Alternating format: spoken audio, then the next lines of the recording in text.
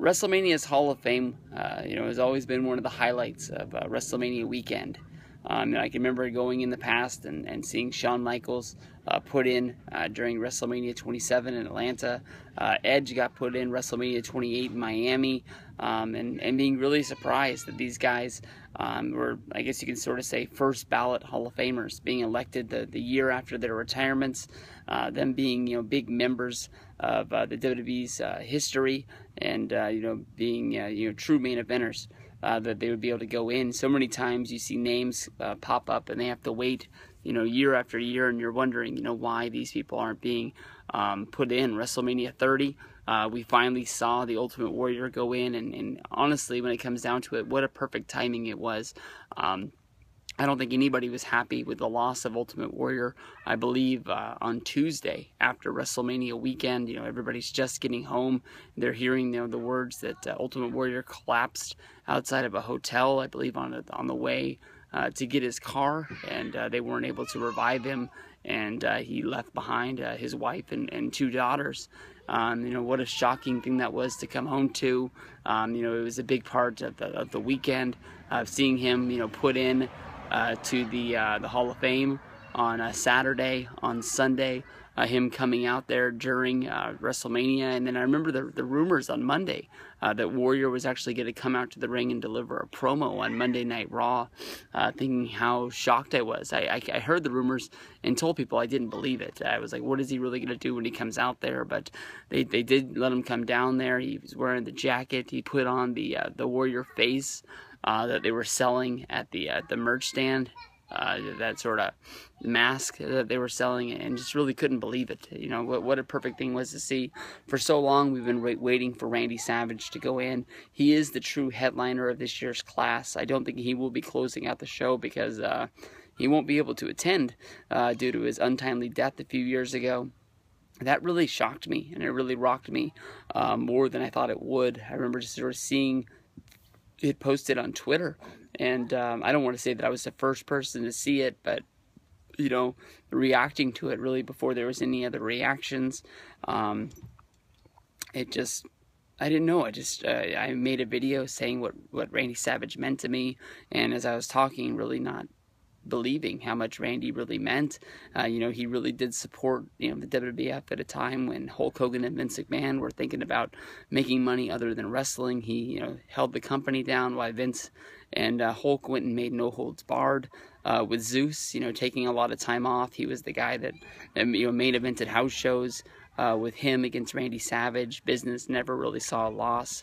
The Hogan and Macho Man Mega Power storyline with him and Elizabeth, when you watched it, you really felt bad for Hogan. When you watch it today, you're like, man, Hogan was really a dick moving in on Elizabeth like that.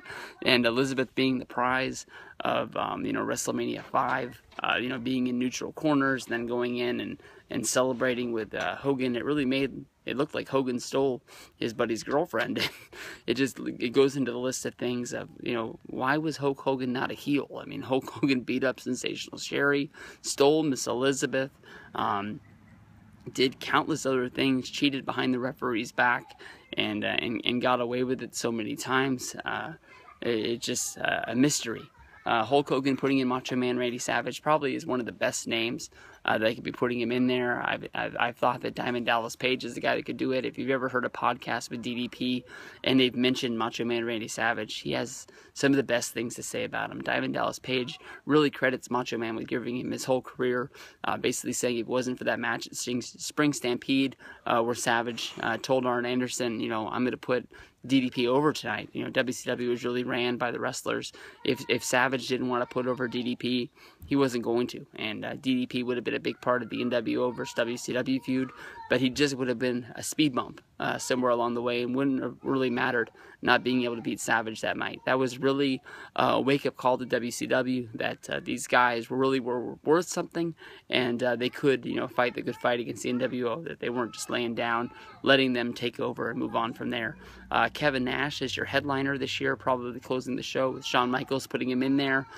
Kevin Nash was a really big part of wrestling for so many years, and he'll be a good member of the Hall of Fame. Nothing really big you can say there. I mean, the Hall of Fame for the NWO, maybe somewhere along the way. They really shot a lot of guys out there. I don't know if they really knew that Hall of Fame was really going to last for so many WrestleManias, but you can look back at all the mistakes that they made. The WrestleMania 20 Madison Square Garden Hall of Fame, and they put in like 15 guys. It seems like WrestleMania 21 putting in Hulk Hogan, putting in Roddy Piper in the same ticket, 2 main eventers at the same time. From there on, they've been sort of sparing. WrestleMania 26, they really were betting that the Ultimate Warrior would go into the Hall of Fame that year, and it ended up being that he didn't want to do it, so Ted DiBiase had to headline. Even when you look at WrestleMania 30, it looked like the most perfect class that they've ever done, with so many names in there. Jake Roberts and Scott Hall, like the guy that DDP put so much work into to get both of these guys in there. So many people thought they would be dead before they ever got put into the Hall of Fame, and they were able to get clean, they were able to get sober.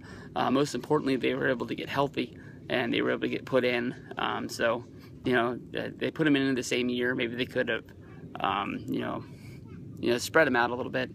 But, if you're filling out the rest of the class, you've got the Japanese guy that wrestled Ric Flair. You've got Larry Zbyszko. You got the Bushwhackers.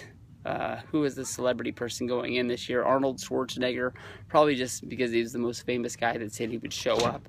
But the Hall of Fame this year, I'm glad that we got cheap tickets, only $40. We were going to buy $100 tickets, but then I lost my wallet. At the moment I was going to press the ticket, I couldn't guess the 3-digit number on the back of my credit card, so the sale wouldn't go through, and we panicked a little bit, and at the last minute, Ravi stood up and he bought the tickets. And we weren't able to find $100 ones, and I'm glad, because honestly, I don't know what else we would do if it wasn't for the Hall of Fame. But definitely it is a very skippable event this year. I know that it won't be shown on the WWE Network. It looks like it's to be shown on USA. How long it is before the WWE Network gets to show this, I'm not sure. Maybe it'll be put up into the on-demand section that night. Maybe they'll wait a week. Maybe they'll wait a month. Maybe you'll have to wait for the DVD to come out. But one way or another, this event's going to be able to be seen. And I don't really feel like any of the moments that are going to go down at the Hall of Fame are going to be one this year that I'm glad I was there. Like I said, Macho Man going into the Hall of Fame is a great moment. Should have happened a long time ago. Hulk Hogan him, inducting him, I'm sure we'll be fine. Lanny Poffo said a whole bunch of great things in the Macho Man documentary that came out earlier this year. And I'm sure that he'll have a speech ready that'll knock it out of the park. If you ever heard his poetry, if you ever heard him on any of his podcasts, public speaking and talking about his brother and his family, his father as well, it won't be hard. They'll be able to knock that out of the park, no doubt. But the rest of the class, just iffy. We'll see what goes down from here.